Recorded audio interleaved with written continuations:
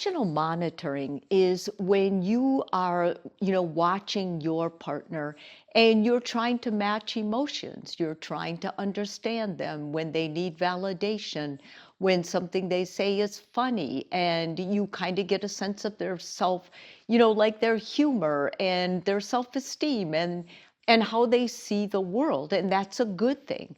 However, when you come out of any kind of an emotionally toxic or abusive relationship. And for the purpose of this video, I'll use gaslighting because it's what I see most, is when you've been in a relationship for a long or consistent time with a gaslighter, when you come out, you use the emotional monitoring as would be normal.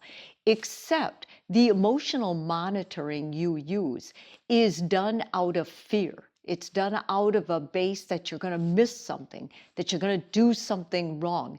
And it's that intensity of that fear or that feel of that you got to get it right, that you got to predict everything, that really starts not only working on your mental health, but it will turn your partner off, or it will make them so anxious they won't want to be with you.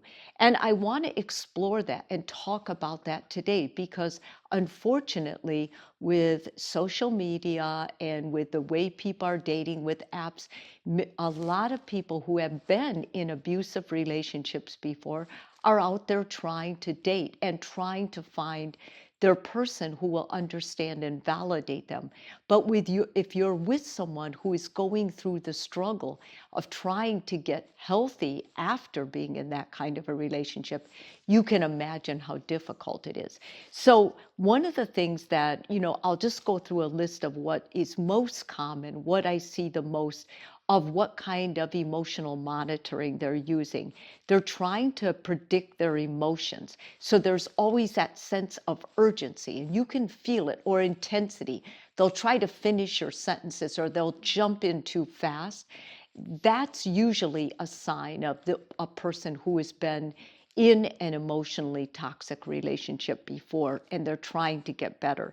Constantly checking in. If your new date is constantly wondering where you are, checking out what you're doing, that could be a clue for you. Scanning for negative views, like when you go out, they're like, what's the matter? What's the matter? Or are you mad? Or they're trying to match your cues with what you're feeling. Replaying conversations at home, they're talking out loud to themselves, kind of replaying what happened in the day, on the date, or with the other person in conversation, and then evaluate how they did.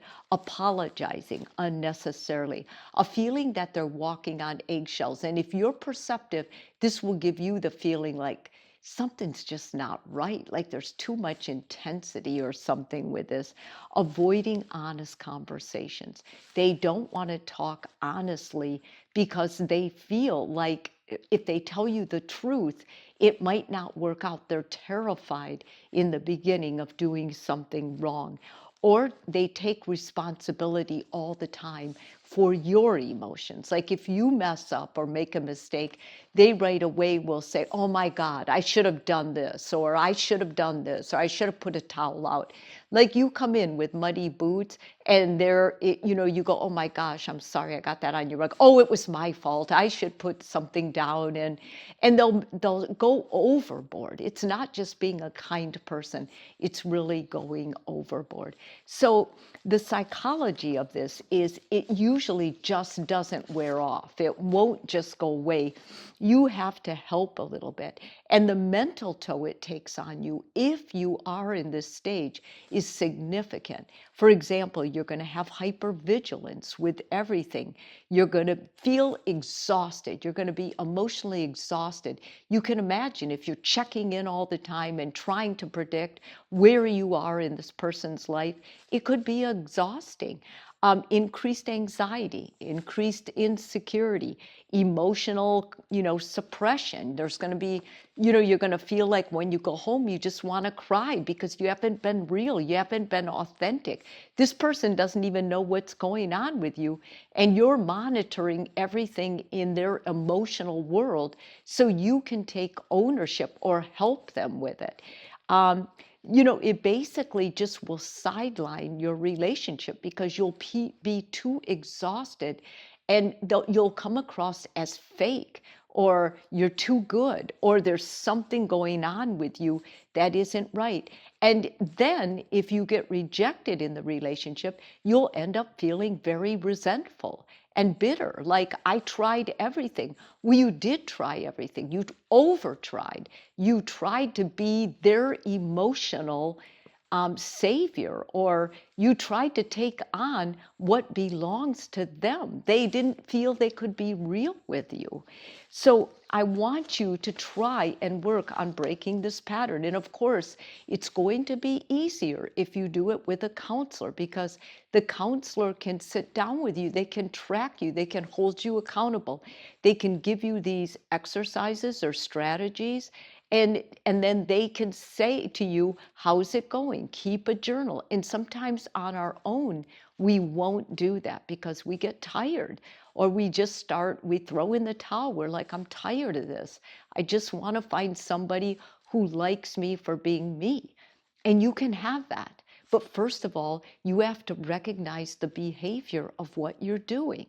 And you have to say, okay, it was the relationship I was in. It wasn't healthy. It was toxic. I should have gotten out, but I didn't. And so I'm going to take responsibility and I'm going to redo things. That's a great start. Challenge your assumptions. If you're sure this new date person doesn't like you, maybe you should challenge, why wouldn't they? Why wouldn't they like you? You showed up, you presented well. Go through your checklist of, I groomed, I felt good about myself, I put my best foot forward, I listened. If you did those things, it could just be the date. They might have been a jerk. Maybe this person was a jerk and they weren't understanding, and you shouldn't have had this anyway. Communicate openly. Tell them where you are. Tell them you came out of a toxic relationship. Tell them you're trying to get it back. You're trying to figure out who you are now. Stand on your own 2 feet. They'll honor that. They'll respect that. Doesn't mean that they'll want to be with you. You don't really need that. You need someone who's going to want to be there, who thinks you are as amazing as you are. Express your feelings when you feel something. If you feel they've been disrespectful, tell them. Don't assume you need this type of treatment, because you don't. No one deserves that. Assert your own needs. Make a list of what you really need to feel loved and tell them. And if they, say, well, that's ridiculous, or I can't do that, then have the courage to walk away. This isn't the relationship for you. Work on your self-confidence. What are little things you can do, you like to do, that make you feel good about yourself? Maybe it's volunteering. Maybe it's dog walking. Maybe it's, joining a run. Whatever it is, find something, break it down into something smaller and do that. Because building confidence is about success in doing the things we really challenge ourselves to do. And then seek help. As I said, it's going to be a lot easier with a therapist. Listen, everybody that gets out of a toxic relationship has to go through some form of learning how to emotionally monitor in a healthy way, so you can align with your partner. And they all start out feeling like they have to overdo, or they take the opposite and totally disconnect, like, I will never care about another person. Well, you wouldn't like that either. That wouldn't be a healthy person. You're on the right path.